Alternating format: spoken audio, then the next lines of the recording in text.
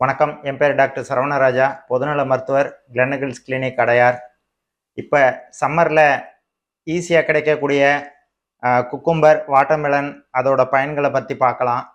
Cucumber, watermelon எடுத்துக்கிட்டிங்கன்னா அதில் அதீத வாட்டர் கண்டென்ட் இருக்குது. குக்கும்பரில் பார்த்தீங்கன்னா 96% வாட்டர் கண்டென்ட் இருக்குது. வாட்டர்மெலனில் 90%க்கு மேலே வாட்டர் கண்டென்ட் இருக்குது. இது வந்து நம்ம ஹைட்ரேஷன் சம்மர் டைமில் உடம்புல இருந்து நீர்ச்சத்து நிறைய வெளியேறத கட்டுப்படுத்துது. குக்கும்பரில் வந்து நிறைய நார்ச்சத்து இருக்கிறதுனால அது வந்து டைஜஷனுக்கு ரொம்ப ஹெல்ப்ஃபுல்லாக இருக்குது. கான்ஸ்டிபேஷன் இந்த மாதிரி இஷ்யூஸ் இருக்கிறவங்களுக்கு இந்த மாதிரி நார்ச்சத்து உள்ளதை நிறைய எடுத்துக்கிட்டிங்கன்னா கான்ஸ்டிபேஷனை வந்து ரிலீவ் பண்ணுது.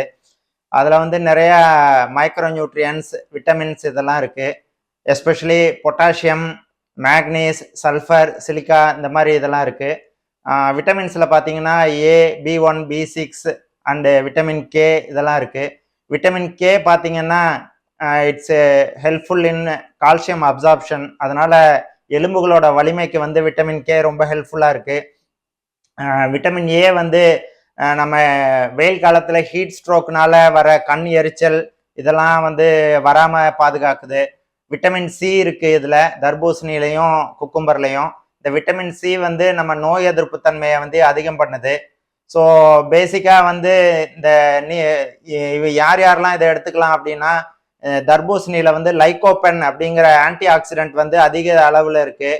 இது வந்து உடம்புல வந்து செல்லை வந்து ரிப்பேர் பண்ணுறது, அதாவது செல்லில் ஏதாவது டேமேஜ் இருந்ததுன்னா அதை வந்து சரி பண்ணுறதுக்கு வந்து ரொம்ப ஹெல்ப்ஃபுல்லாக இருக்குது.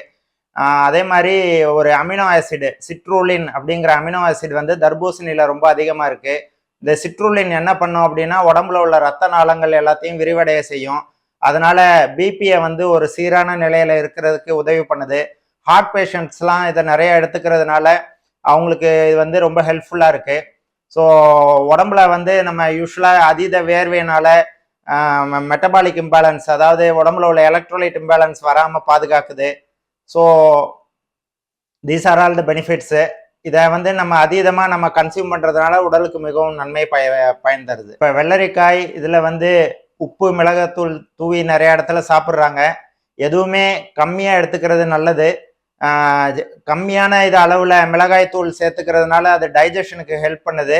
அதே மாதிரி உப்பும் சிறிதளவு சேர்த்துக்கலாம். நிறையா சேர்த்துக்கிறதுனால உப்பு அந்த salt itself will act as a diuretics. அது வந்து டீஹைட்ரேஷனை உண்டு பண்ணும். டீஹைட்ரேஷனை ரொம்ப அதீதமாக சில பேர் வந்து இந்த கிட்னி ப்ராப்ளம் உள்ளவங்க இல்லை ஹார்ட் ப்ராப்ளம் உள்ளவங்கெல்லாம் ஆல்ரெடி நிறைய டயூரிட்டிக்ஸ், சால்ட் ரெஸ்ட்ரிக்ஷனில் இருப்பாங்க.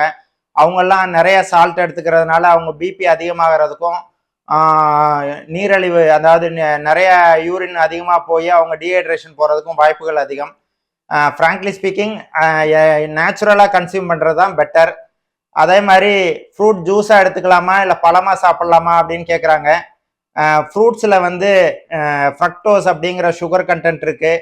அதை நீங்கள் ஜூஸாக வந்து கன்வெர்ட் பண்ணும்போது அந்த சுகர் கண்டென்ட்டோட கான்சன்ட்ரேஷன் வந்து ரொம்ப அதிகமாயிரும். நீங்கள் ஜூஸாக குடிக்கும்போது பாடியில் வந்து சுகர் ஸ்பைக்கு, அந்த சுகர் லெவல் வந்து டக்குன்னு அதிகமாகும். அதனால இன்சுலின் சுரக்கிறது அதிகமாகும். ஸோ அதனால நீரழிவு நோய் உள்ளவங்க இவங்கெல்லாம் ஜூஸ் நிறையா குடிக்கிறத அவாய்ட் பண்ணணும். ஒரு திருப்தி இன்மை இருக்கும் ஜூஸாக குடிச்சிங்கன்னா 1 கிளாஸ் 2 கிளாஸ் 3 கிளாஸ்ன்னு குடிப்பீங்க. இதே பழமா நீங்கள் மென்று சாப்பிடுவதால என்ன ஆகும்னா ஒரு ஸ்டேட்டி, ஒரு திருப்தி தன்மை இருக்கும். அதே மாதிரி லோ கிளைசமிக் இண்டெக்ஸ்ன்னு சொல்லுவோம். அந்த சுகர் வந்து கிராஜுவலாக ஷூட் அப் ஆகும். ஸோ அதனால ஜூஸாக குடிக்கிறதோட பழமா சாப்பிடுவது நல்லது.